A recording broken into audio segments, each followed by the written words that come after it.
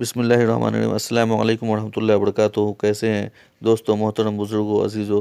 خیریت سے ہیں انشاءاللہ تعالی؟ اللہ کی ذات سے امید ہے کہ سب خیر و عافیت میں ہوں گے۔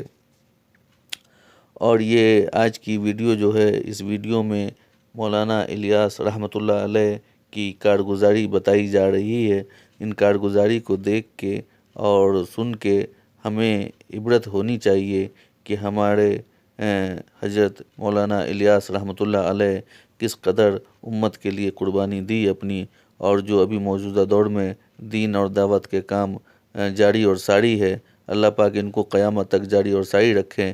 یہ آپ کی قربانی، اللہ نے آپ سے کام لیا، اور اللہ پاک ہم سب کو توفیق دے دین پر چلتے رہنے کی اور دین کا کام کرنے کی۔ آمین یا رب العالمین۔ دعوت تبلیغ کا یہ عظیم کام جس نے پوری دنیا کے اندر الحمدللہ اس امت کو بچا لیا، بہت بڑی تعداد میں اللہ کے بندوں کو کلمہ نماز کی توفیق ہو گئی۔ لوگ حضرت مولانا الیاس رحمۃ اللہ علیہ کی قربانیوں کو یاد کرتے ہیں، اور بلا شبہ یاد کرنا چاہیے، لیکن میں اکثر کہا کرتا ہوں کہ عورتوں کا جسم جس طرح پردے میں رہتا ہے، اسی طرح ہماری خواتین اسلام کی قربانیاں بھی اکثر پردے میں رہتی ہیں۔ یاد کرو وہ دن جب حضرت مولانا الیاس رحمۃ اللہ علیہ نے اپنی جائیداد، باغ، کھیت سب بھول کر چھوڑ کر دن رات دین کی محنت میں لگ گئے۔ ان کے لوگوں نے ان سے بہت کہا کہ آپ کے پاس بڑی جائیداد ہے، باغات ہیں، لوگوں نے قبضہ کر لیا ہے، تھوڑی توجہ کر دیجئے۔ فرمایا کرتے تھے کہ میں ایک منٹ بھی ان چیزوں میں ضائع کرنے کی اپنے اندر ہمت نہیں پاتا۔ اللہ مالک ہے، میں تو اب بس دین کے کام کروں گا، اللہ کرے گا میرے ساتھ جو معاملہ کرے گا، اللہ میری کمزوری کو جانتا ہے۔ پھر آنے لگے امتحان۔ پھر وہ وقت آیا کہ رمضان مبارک کے دن تھے، بنگلے والی مسجد میں مہمان تھے، دسترخوان سحری کے وقت میں بچھایا گیا، لیکن دسترخوان پر جانتے ہو کیا رکھا گیا؟ کھانے پینے کے لیے کوئی چیز نہیں تھی۔ وہیں پر ایک پیڑ لگا ہوا تھا جس میں گولر کا پھل نکلتا تھا۔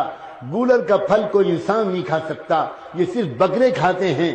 اس گولر کو توڑ کر رکھ دیا گیا دسترخوان پر، اور سحری میں حضرت مولانا الیاس رحمۃ اللہ علیہ نے اور ان کے مہمانوں نے گولر کھا کر پانی پی لیا، اور دن بھر روزہ رکھا، انتظار میں رہے شاید افطار کے وقت میں کچھ کھانے کو مل جائے، ایک پیاری چائے ہی مل جائے، کچھ تو ملے گا، مگر پھر دسترخوان افطار میں بچھا اور پھر گولر اور پانی کے سوا کچھ نہیں۔ جب ایسے دن گزرنے لگے تو حضرت مولانا الیاس نے ایک مرتبہ اپنی بیوی سے کہا، ان کی بیوی اچھے رئیس خاندان کی تھی، اور ان سے کہا کہ دیکھو مجھے لگتا ہے اب میری قسمت میں تو یہی سب لکھا ہے، میں نہیں چاہتا کہ میری وجہ سے تم کو تکلیف پہنچے، میں خوشی خوشی تم کو آزاد کر دوں گا، کوئی تحفہ دے سکوں گا تو دے دوں گا، تم کو طلاق دے دوں گا، تم چلی جاؤ اپنے میکے واپس، اور پھر عدت گزارنے کے بعد میری دعا ہے کسی کھاتے پیتے انسان کے ساتھ تمہارا نکاح ہو، تم یہ تکلیف کب تک برداشت کرو گی؟ حضرت مولانا الیاس کی اہلیہ خاموش نہیں، ایک لفظ نہیں بولی، اٹھی اور کوٹری کے اندر گئیں، اور ایک پوٹلی انہوں نے چھپا کر رکھی تھی، اس میں کچھ زیور تھے اور کچھ روپے تھے، وہ لائیں اور لا کر ان کے قدموں پر رکھا، اور کہنے لگی مجھے اپنے گھر سے، اپنے قدموں سے جدا مت کیجئے، یہ جو کچھ ہے میں حاضر کرتی ہوں۔ سلام ہو اس اللہ کی بندی پر، سلام ہو اس کے عزم و قربانی پر، کیا پتا اس قربانی کو قبول کر کے اللہ نے پورے دعوت والے کام کو قبول کیا۔ علماء کرام کیوں نہیں جانتے اور یاد رکھتے اس واقعے کو؟ وہ یاد کرتے ہیں حجت الاسلام حضرت مولانا پیر رحمۃ اللہ علیہ کو۔ اللہ اکبر، جب یہ نام آتا ہے میرا دل چاہتا ہے میں اللہ سے کہوں اللہ میرے خاندان کی عزت و ناموس کو ان کے قدموں پر قربان کر دے۔ حضرت مولانا پیر معمولی شخصیت نہیں تھے، ان کی بیوی بھی ایک بہت بڑے رئیس گھرانے کی تھی۔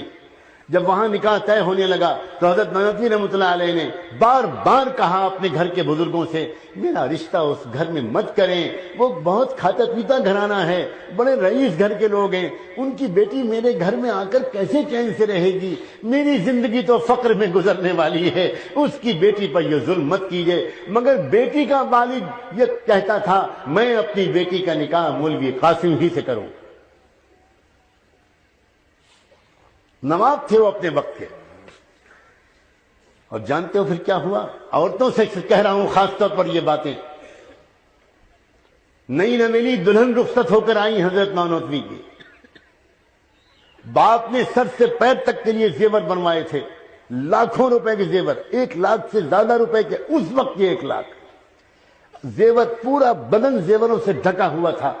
बहुत बड़े मालदार थे वो, और उन्होंने अपनी बेटी और हजरत नौनौतवी की इज्जत करते हुए इतने जेवर के साथ बीवी को रुखसत किया।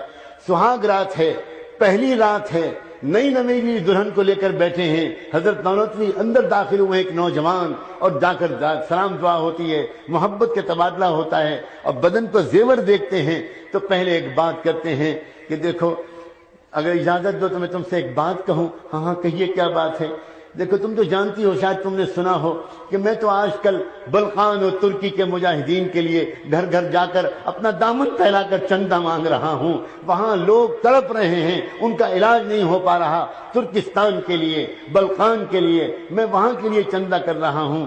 तुमको इतने जेवर अल्लाह ने दिए हैं, ये तुम्हारी मिल्कियत है। मैं सिर्फ हुक्म नहीं दे रहा, मशवरा दे रहा हूं। अगर तुम ये सारे जेवर अल्लाह के रास्ते में दे दो तो मुझे उम्मीद है अल्लाह तुमको जन्नत में इससे अच्छे जेवर देंगे।